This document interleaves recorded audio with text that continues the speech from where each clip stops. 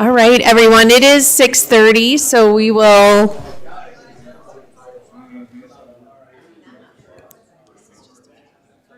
Okay, thank you.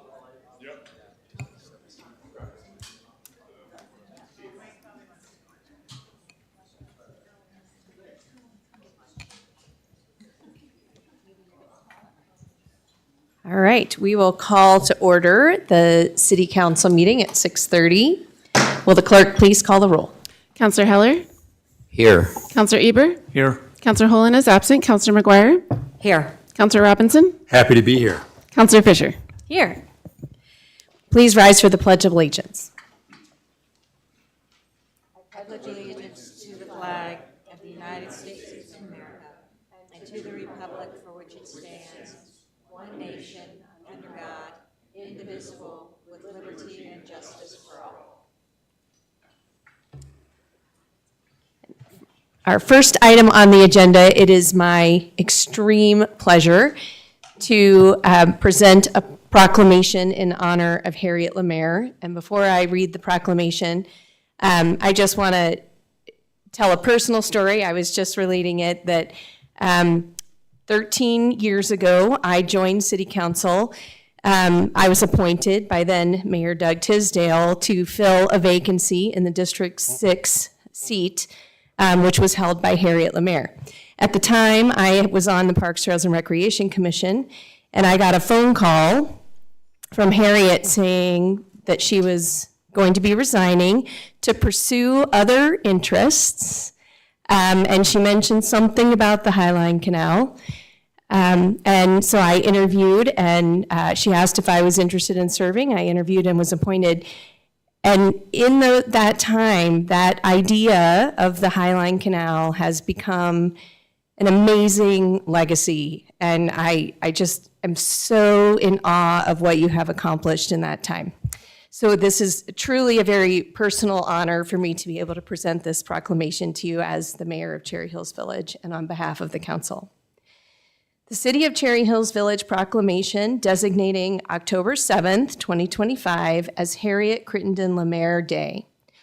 Whereas the Highline Canal, known as the Canal, is one of the longest continuous urban trails in the United States, stretching some 71 miles across 11 jurisdictions from Douglas County on the south to Adams County on the north, and whereas the 2008 Cherry Hills Village Master Plan identified the canal as a scenic treasure that should be preserved and protected for all to enjoy, as well as a natural resource infrastructure serving ecological and stormwater functions, and whereas Ms. Harriet Crittenden Lemaire served on the City of Cherry Hills Village City Council from 2006 to 2012, and whereas Ms. Lemaire consistently worked towards the preservation of the city's parks, trails, and open space in her role as a city council member, and whereas Ms. Lemaire was involved in and was the city council's representative on the Highline Canal Working Group since its inception in 2011, and whereas Ms. Lemaire recognized the need for multi-jurisdictional approach to preserve, protect, and enhance the canal for the public benefit into the future, and whereas Ms. Lemaire resigned from City Council in 2012 and went on to found the nonprofit Highline Canal Conservancy, known as the Conservancy, in 2014 to preserve, protect, and enhance the canal, and has served as CEO of the Conservancy since 2014, and whereas over the past 11 years, Ms. Lemaire has worked tirelessly leading the Conservancy team to galvanize community members and local governments to ensure the long-term future of the canal as one of the region's premier green spaces, and whereas extensive community outreach by the Conservancy has resulted in the Community Vision Plan for the Highline Canal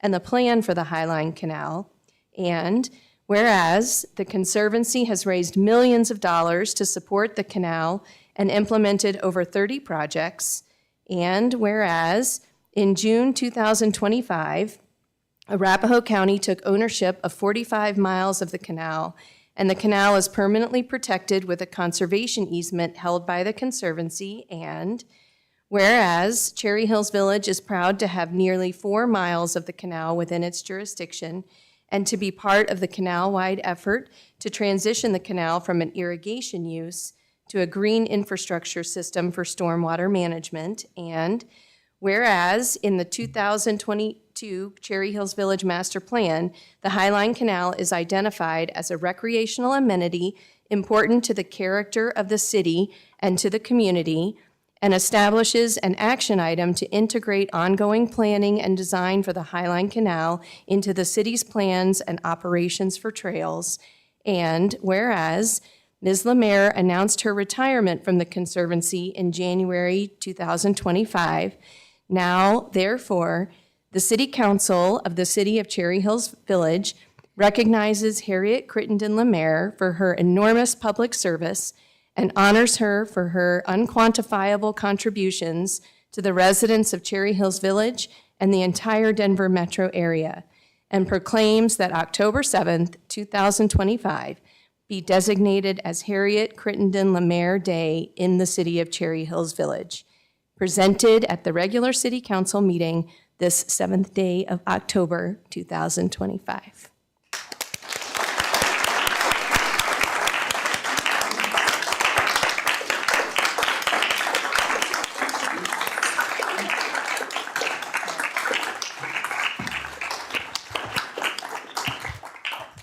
Harriet Lemaire.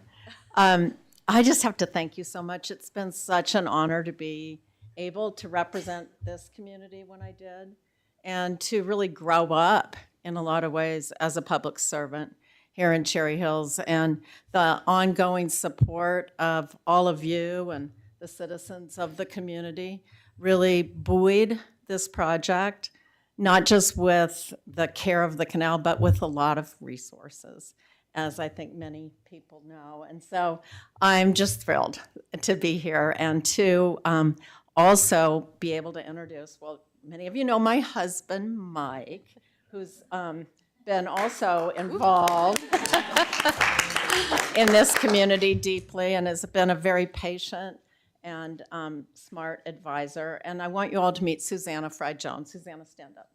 Yeah. When you're passing on a baby or you send your child to college or whatever, it's really scary. And to know that we have someone that has been by my side and by the side of all the communities. Susanna's really led the work in the Northeast communities and has oversaw that whole outreach plan that you mentioned and so forth, and knows this project inside and out and will lead us through the future. There's still a lot to do for the Highline Canal, and just look forward to you guys working with her. And I'm in the background cheering the project on and looking for new adventures, so thanks. Well, I'm sure if you're looking for new adventures, we should talk.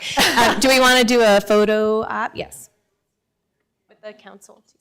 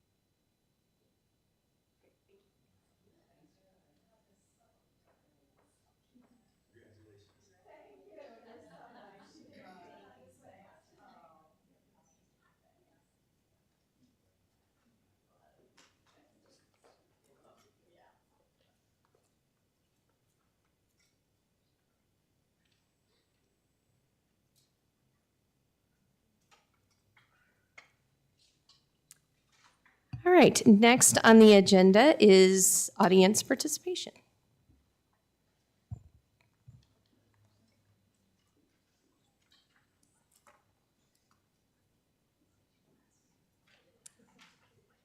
Thank you very much.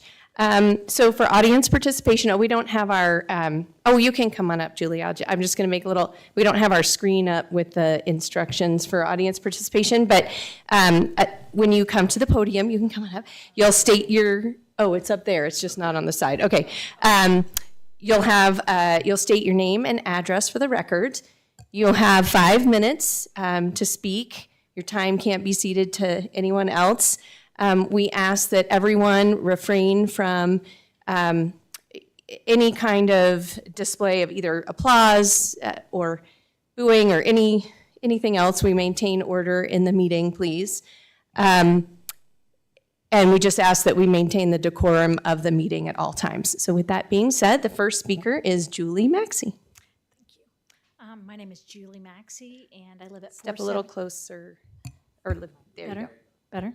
Julie Maxey. I live at 4790 South Franklin Street. I've been a resident of Cherry Hills for 15 years, and I would just wanted to state my opinion on the light, or potential light, at Bellevue and Franklin. I drive out there every day. It is a Frogger game. I feel like it's dangerous, and the line of sight is limited depending on what kind of vehicle is coming from either way. And the electrical, there's also an electrical box to the west that blocks vision as well. And I think a light there would make it much safer for our citizens of our city going in and out. That's it. Thank you. Thank you so much. Next up is Shannon Johnson.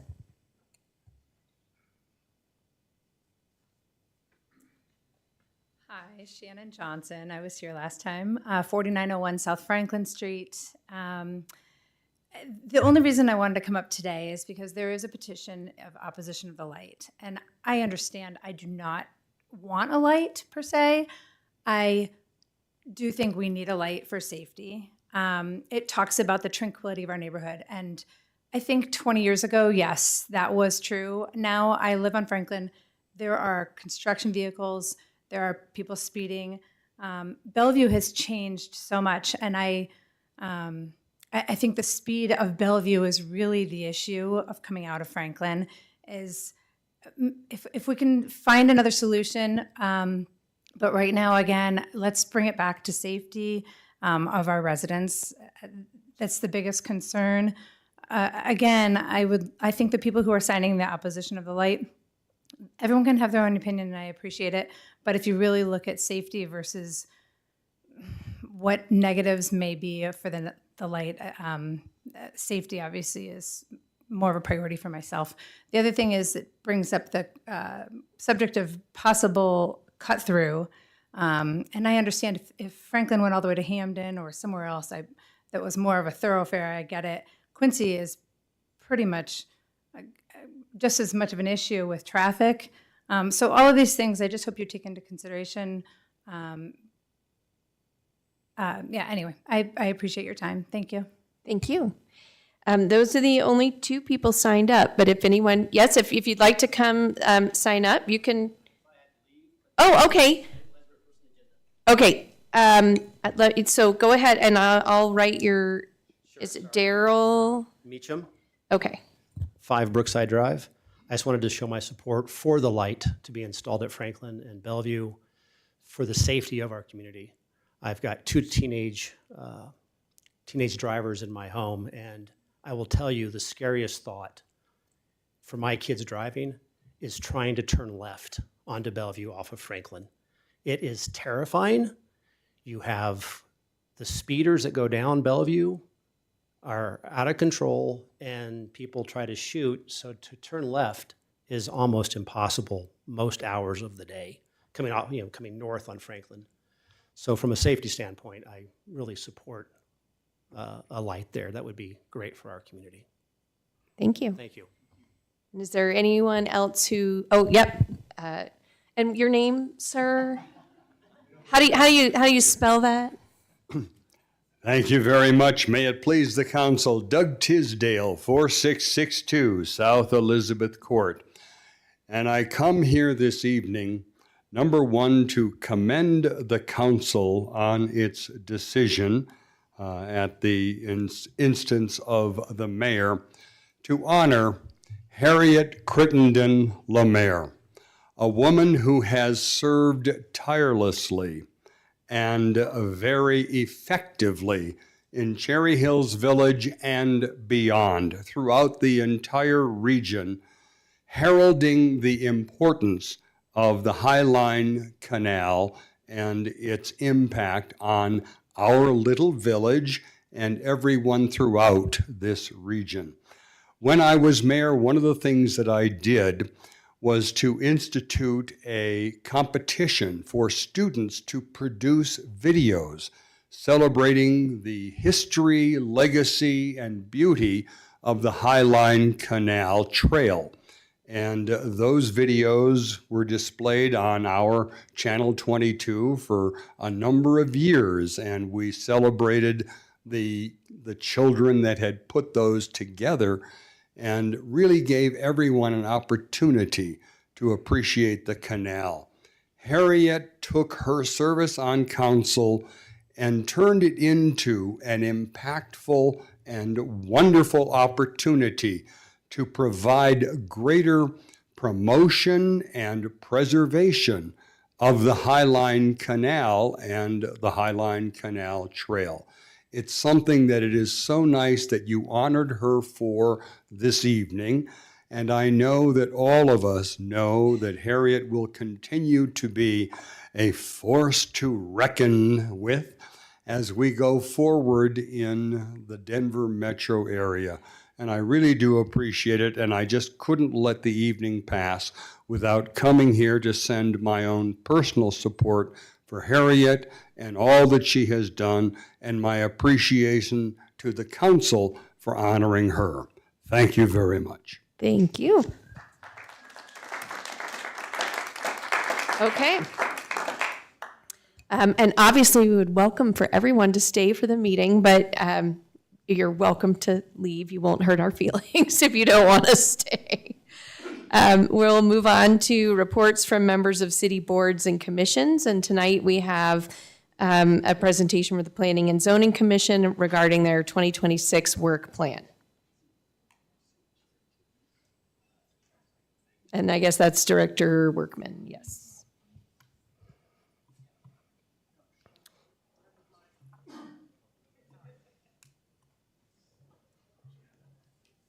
Ready? Good evening, Madam Mayor and members of City Council. Pardon me. The mayor was correct. The next item on your agenda this evening is a report from the Planning and Zoning Commission. One esteemed chair, Mr. Bill Lucas, and vice chair, Ms. Britta Miles. I have a couple of slides just to kind of introduce, for those of you that may not be as familiar with the role of the Planning and Zoning Commission, I have a few slides just to introduce the board and commission. Then I'll turn it over to them for a report on the events of 2025 and looking forward to 2026. All of this information was in your packet, so I'm not going to go through it in detail, but I do want to highlight that the city's charter does identify that the city have a Planning and Zoning Commission. It allows council to determine the number of members and mandates that there are overlapping terms of 3 years. In this language specifically, the commission is to submit the master plan to council for your review, here make recommendations regarding subdivisions, and perform other duties created by ordinance and state statutes.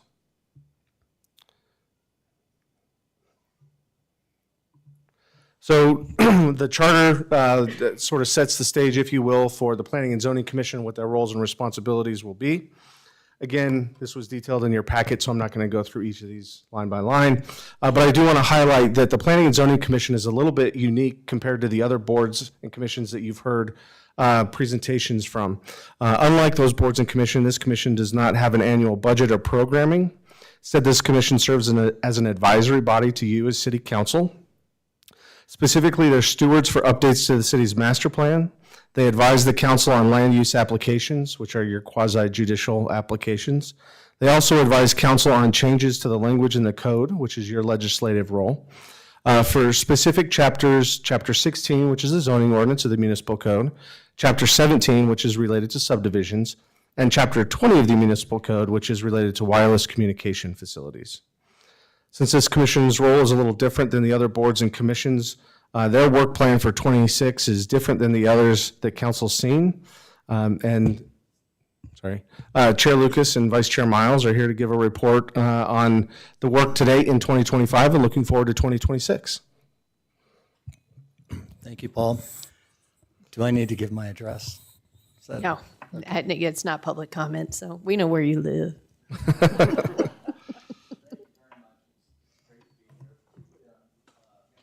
Oh, yeah, it turned off. There we go. Particularly on Harriet Lemaire's day, I'll make Yes. note of this. So in 2025, I get to report on this. It's been somewhat light, not because of March Madness and the Stanley Cup. That's not why we took those months off, but we heard from Kent and recommended approval of their improvements to their campus. I will add that Kent always, and St. Mary's too, always comes so well prepared. It makes it easy for us to really understand what they're doing. The Buell Mansion, that was more just updating what they needed to do and their lighting and landscaping. That was approved, as well as some housekeeping amendments. 4301 South High, that was approved as it related to the floodplain. And I think that's, and then we had our discussion, which I'm sure you all read about, on the fences and the changes and our vote on the fences to be grandfathered by the code. So we'll entertain any questions first. I'll let Britta speak to 2026. Any questions about 2025? It's a tough one. I think we're familiar with most of those things, except the glass. Where did that come from, the glass fences? That sounds, Yeah, we had a request from an architect who was particularly creative and wanting to understand how we would regulate glass as it pertains to the opacity requirement Yeah. for fences and gates. And I said, that's a really interesting question, right? Because our code gives us direction in a lot of different ways, and we make a lot of different interpretations of the code on a day-to-day basis. That was a really creative question, and so I posed the question to the Planning and Zoning Commission, and they had a really good discussion related to it. You could do some really interesting things with it, but ultimately, just the uniqueness of it, right? It may fade over time, or the color you can do to it, or there's just so many different applications that you would have to have really tight regulations around it. And so, while it's a really neat idea, in practice, it could not be reflective of the community character that the Planning and Zoning. pardon the pun. Thank you. Up on that? Mayor, I have a question. Yes. So Section 20 talks about wireless communication. So just a question whether you've had any involvement at all in the cell phone tower discussion so far.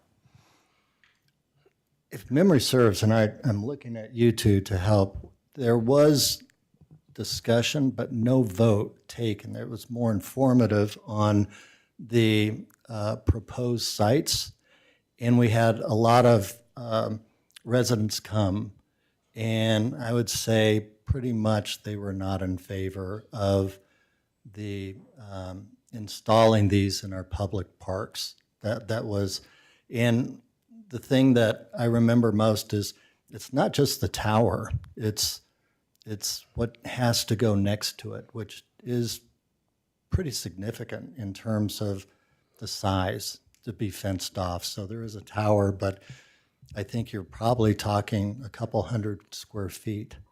And I don't know what that is. It's the machinery or the, It's usually either battery plant or a generator. is that what it is? So I would say from my memory recollection, and I think this might actually go back to 24, I think it, when we had that, it was, I didn't see any strong support for installing these in our parks from the neighbors that spoke. it could have even been 23. Yeah, thank you. That's helpful. Yeah. I guess when I saw this in our packet, we just used to keep you much busier. Maybe that was the master plan and then all of those other things, but yeah. Yeah, Yeah, and so that would have been like 19-ish, when the city did the wholesale modernization of the zoning ordinance. And then the next year did the master plan update after the COVID break. So yeah, those 2 years were pretty heavy with the Planning and Zoning Commission getting their input on those two foundational documents for the city, rightfully so getting their opinion. Mayor, I do want to offer, I think our current land use case load has been consistently high. And it might result in a monthly schedule that looks kind of like this, but our staff is, doing our Staff's best very to busy, keep pace. yes. Yeah, it is very busy right now with our land use case schedule. Thank you. 2026, what do you got going on? We're status quo. We conduct our public hearings as necessary as they come. It sounds like we've got maybe a couple coming up. And we are here to serve as in an advisory capacity. I think that I would like to compliment Paul. You have a very good liaison between council and planning and zoning. He always keeps us well informed. Our packets are great. We have all of the information. He makes you typically very good recommendations for us, and then we discuss. And between Paul and the city attorney, we are very well equipped. And then we're here to serve at the discretion of council. So, and be your advisors with our expertise. Well, thank you for that. And thank you also, I guess one thing that it wasn't mentioned on there, for the, I guess I'll call it a email memo about the state land use regulations. And I definitely want everyone on planning and zoning to know that we saw that and that it was very well received and that we are all on the same page. And there, in my reports later on, I will have a little bit of an update on some of that too. But I guess I want to make sure that everyone on planning and zoning knows that that is the direction of the city. It's absolutely in line with what your commission members expressed in their email, and that is the direction the city is taking. So we're all on that same page, and I appreciated the input from the commission on that. Mayor, I have a comment. You probably know this, but Councilwoman Fisher and I were able to interview 3 candidates to join the Commissioner 1 his term was up, David Wyman.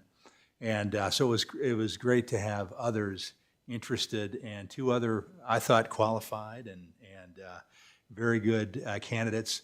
In the end, our recommendation to the rest of the council was, given David Wyman's history and knowledge, which is extensive, that he be reappointed. But just wanted you to know that there was interest from the community in joining your team. Well, and I will add that David also makes spelling and punctuation corrections to our minutes. Without him, we would be remiss. So he serves many purposes. Yes.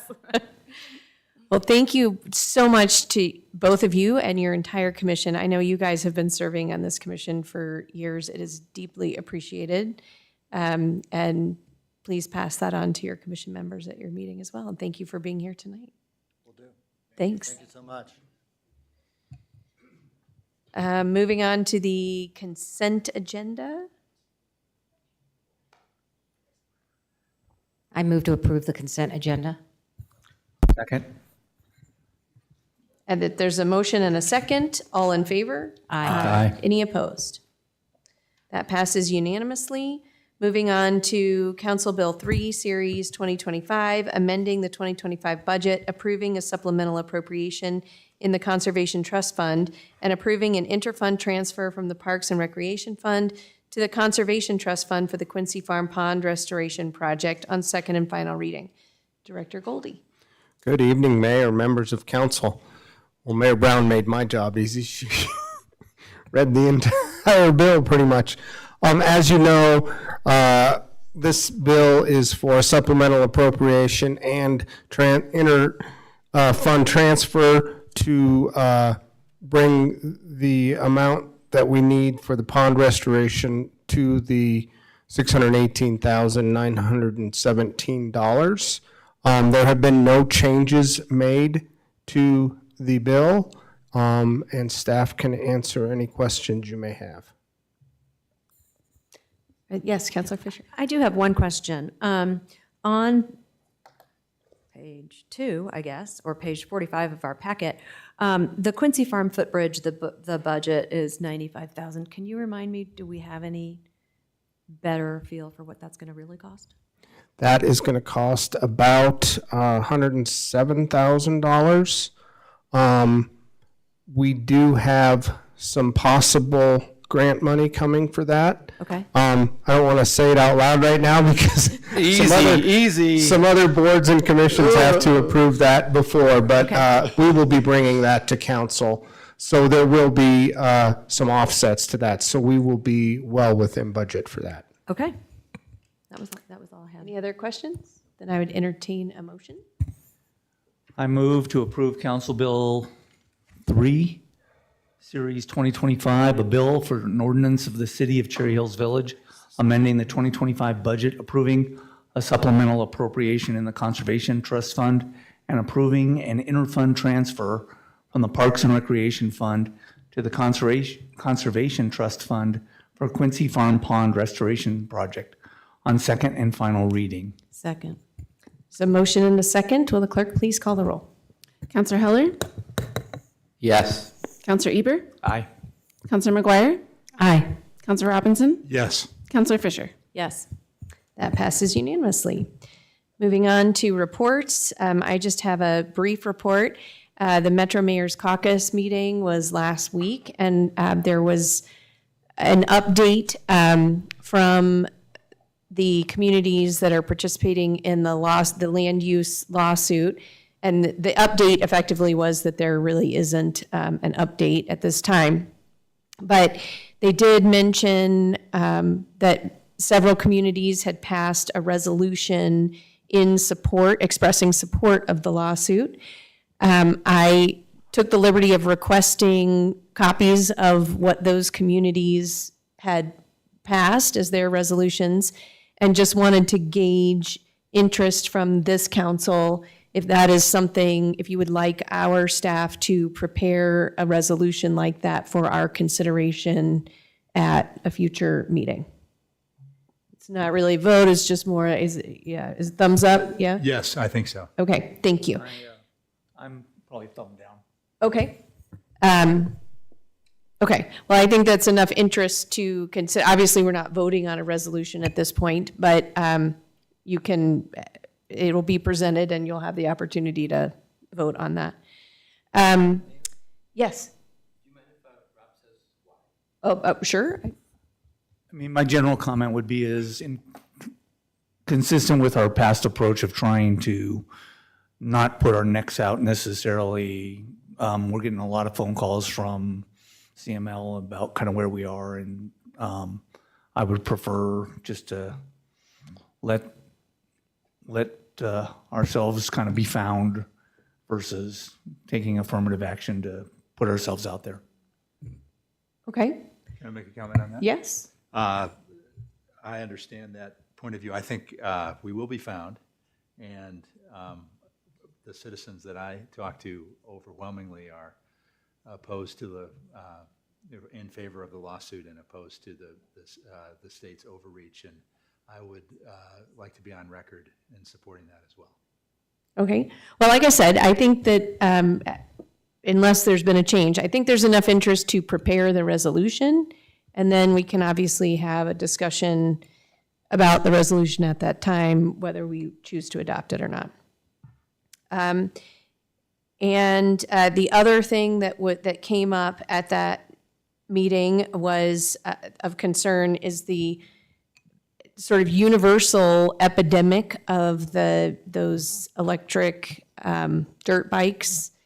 And I guess the day before the Metro Mayor's Caucus meeting in New Jersey, 2 kids were killed on those. There was talk about a few cities have actually adopted ordinances that impose fines on parents that enable that either, by allowing their kids to ride them illegally, et cetera. I don't know that I'm not suggesting that we do that, but there were some, what I would call public information efforts that people are doing. I guess the city, I think of Longmont, has developed kind of a one-page information sheet about the different types of e-bikes and why this one is different and why it's not legal in these settings. I think that made a lot of sense to me. I think there are probably a lot of parents in the community who don't realize that these are different and they're regulated differently and the expectations are different. And there was another community that's sending this type of information out in a mailer in advance of the holiday season in an effort, I guess, to try to prevent this from being under every Christmas tree or Hanukkah menorah. Do you put presents under the menorah? I don't know, but basically to try to inform parents about the practicality of this as a gift before they go out and buy them and make them more pervasive.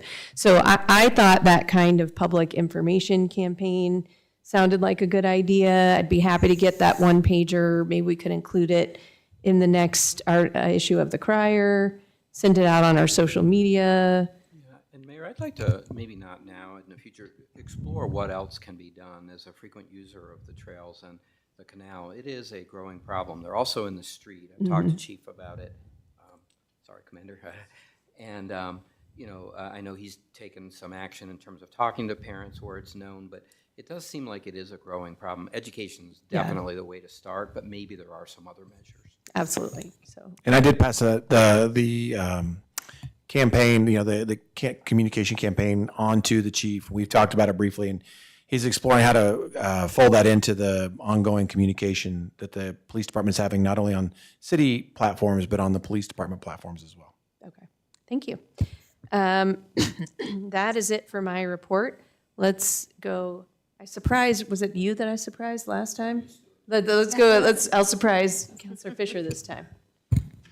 Thank you. I have some notes here. I attended with City Manager Kramer a meeting of the Highline Canal Collaborative Fall Forum last week. It's a long title. But what was interesting to me was they always start with a discussion of recent and like upcoming projects by each community, and I was interested in how they're funding their projects. Those projects include like the resurfacing that we just did and other enhancements to the trail, but also like hazardous tree mitigation, and then a lot of underpasses and bridge repairs or bridge replacements. So we're familiar with all those things that happen along the High Line, and I found the funding sources for these projects. Some received matching grants from Arapahoe County Open Spaces, and some received matching funding from the Highline Canal Conservancy. But most receive funding, and some of them have more than one funding source, but most receive funding from the cities and counties where they are. But then there was also a discussion about what we can expect from the Highline Canal Conservancy Stewardship Fund. So there is some money in that stewardship fund, and there have been some grants that have come out of it, but they are hoping that by this spring or by 2027, I guess, that there is enough money in that account to start making annual distributions, regardless of, it would just be most likely a per mile distribution. So then the people at the meeting talked to them about, well, when are you going to let us know? Because, we have to start budgeting in spring. And so they did commit to getting us kind of their plan for how they're going to make those distributions at the spring forum, which is early April. That's usually the first week of April, I guess, so that it would be before our budgets. We actually are going to get a sneak preview when we have our meeting with Josh before the spring forum. Oh, good. So. Oh, good. Thank you for that. Councilor Robinson? Yes, I just wanted to thank my fellow councilors, but mostly the city staff for their preparation and involvement in the Local Citizens Government Academy, which concluded a couple of weeks ago. I thought it was a terrific event. We had, 11 citizens that participated, and some former councilors, I think, from that group, perhaps. but I appreciate it, and maybe Laura's going to comment about this briefly. But your effort in preparing and staying late and talking, the highlight, of course, were the dogs. But anyways, I guess that's to be expected. Right? Nobody can compete with the dogs. If I can just add on to that real quick, you guys are taking all my items off my report, which is great. But I did have one more item related to the Citizens Academy. I also want to thank staff for going above and beyond, but also doing a great job. I thought the presentations were really well done. I think the attendees really appreciated all the information and the enthusiasm. It certainly appeared to me that the professionalism and the high quality, the level of our staff shone through brightly all 3 nights. And so for that, I do want to thank staff. For council, I want you to know that we are evaluating, lessons learned, how to improve. And I think most of you have heard, staff does have concerns about doing this next year, during the election season. It's just going to add a lot of difficulty, especially when we have potential council candidates, perhaps viewing that as an opportunity, signing up, taking spaces, and then potentially breaking campaign laws by campaigning during that. So we're recommending, besides it's not like we received a full house, so maybe let the demand percolate a little bit and then kick it back off the following year. But again, overall, I thought it was extremely successful. Thank you. Councilor McGuire. I just have, I think, one thing. I got copied on an email from a constituent who had heard about our efforts to reach out to Greenwood Village and explore underground pedestrian way across Bellevue. And she forwarded an article about some underground passageways in Lakewood, I guess, that are where homeless have encamped and where there are needles, and said, we don't want this to happen in the village. I reached out to Director Goldie and said, we have 2 underground passageways, one at Hamden and one at Bellevue, both on the canal, and said, has that been a problem that we've had here in the village, just so that we can stay ahead of that? And Director Goldie, I'll let you speak to that, but I think it'd be good to educate everybody. And maybe the commander can help, but I'm not aware of any issues we've had of people either temporarily or permanently trying to encamp in those. There is so much use on those too that we don't see a lot of those issues. And are you aware of any crimes, or I'm putting on my prosecutor hat now. Are we aware of any crimes or anything evil happening? I can tell you then, in the few years that I've been here, I can't recall any instance where we've been called for a crime underneath those areas. I can also say that while I've been out riding bikes on the trail and patrolling that area, I've been through both of them, and both of them have appeared pretty clean. I haven't seen any people hanging out under there or trash or debris or anything like that to say that somebody's taking up camp there. Commander, isn't it true that these are the best 2 underpasses in the state? Well, I can neither confirm nor deny that, but I don't know about that, but I'm in those at least several times a week. Doing drugs? Either way, right? Committing crimes? Not camping out, no.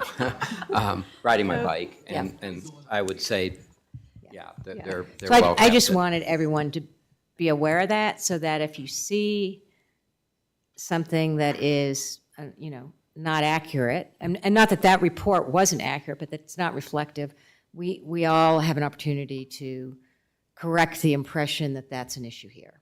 And so that was my only, Thank you. Councilor Eber. No report. Councilor Heller. Yes, just one item. 3 residents of District 3 were approached. Myself and Jay and Chris and I met. This is Katie Norick, Jonathan Bathgate, you may know some of these people, and Scott Eberhardt, about bicycle safety on Quincy. Staff was kind enough to set up a meeting, actually earlier this week, I think, or late last week. They all blend together. And the group was really professional.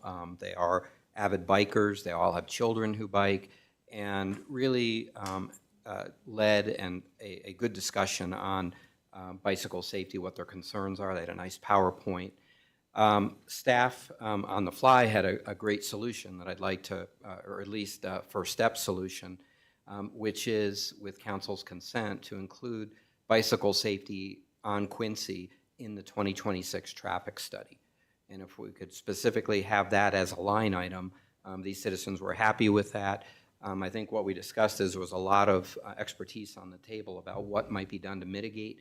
The main issue is where the bicycle path, there are several places on Quincy where there's no separation between the path and the road surface.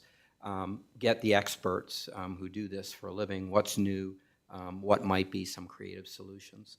So the ask of council was to include that as a line item in the 2026 traffic study that's already planned. And my understanding is the RFP will either is being worked on or will be soon. I think that sounds reasonable. Does anyone? Yep. Looks like there's some consensus around that. So thank you for bringing that up. Okay, city manager. Just a reminder that yesterday, October 6th, was the magic date in the executive order from the governor related to the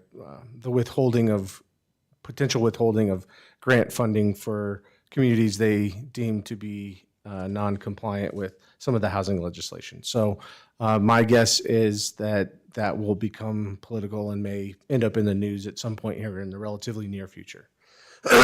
That's it for me. Director Goldney. I have no report. Commander. I would just like to share that for anybody up here who's available and would like to join, or anybody out in the audience, we will have our next Coffee with a Cop next Wednesday, the 15th at 9 o'clock at our community room across the street. Thank you. That's It is Cherry Creek School's fall break, so Can I if you just ask normally the- get families, you won't get them there. The commander, so the emails that we received, I received several from my neighbors about the burglaries this week.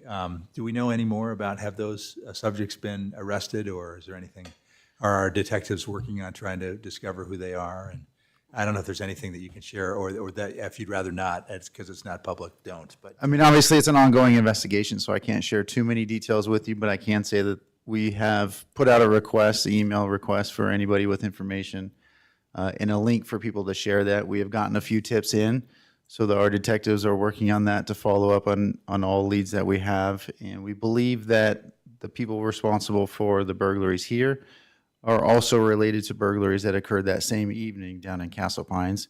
So the detectives are working very closely with Douglas County Sheriff's Department, their investigators and their crime analysts to work together and see what we can find. But I can tell you right now, there have not been any arrests made as of yet. Thank you. And those are all in gated communities. I'm assuming entrance must have been gained some other way. I can't speak for the ones down in Castle Pines. No, I but mean, ours yeah. were, yes, correct. Thank you.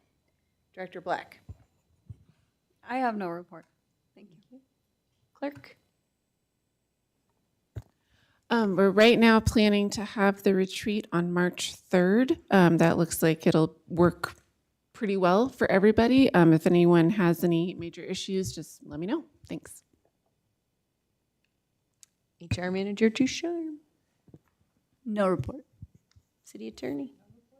And City Manager. Yes, the mayor and I had the opportunity to attend the Arapahoe County Open Space Shareback Ceremony, whereby we received a big giant check.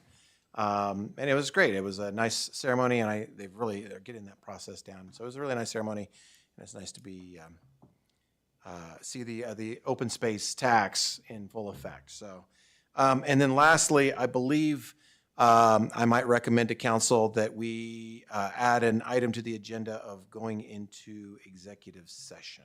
Yes. We have the information here. I move to go into executive session pursuant to Section 24-6-402(4) Colorado Revised Statutes for the purpose of discussing personnel matters regarding responses to proposals for municipal judge services. I further move to adjourn the City Council meeting at the conclusion of the executive session. Is there a second? Second. Moved and seconded. Will the clerk please call the roll? Counselor Heller? Yes. Counselor Eber? Aye. Counselor McGuire? Aye. Counselor Robinson? Yes. Counselor Fisher? Yes. That passes unanimously. We will go into executive session and then adjourn upon completion.